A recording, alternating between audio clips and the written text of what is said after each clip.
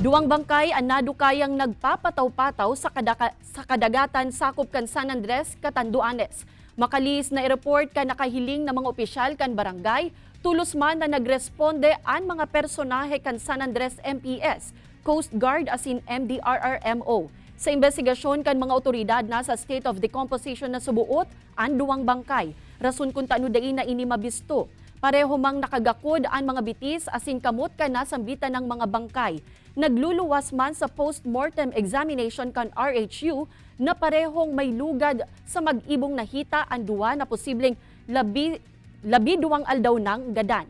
Sigun sa San Andres MPS, may langkaw ang sarong biktima nin 5'5 hasta 5'7 asin nakasulot ininin stripe na t-shirt, mantang pigtatan siyang nasa 5'3 sagkud 5'5 naman ang sarong biktima na may sulot na checkered na pang ibaba.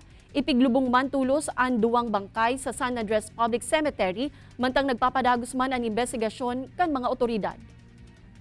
Almost malapit din to sa Kamsur, so hindi namin talaga alam po kung taga saan po talaga ito. Ano po ang ginawa sa kanila kasi tinalian po sila at yun parang tinapon ata sa dagat po.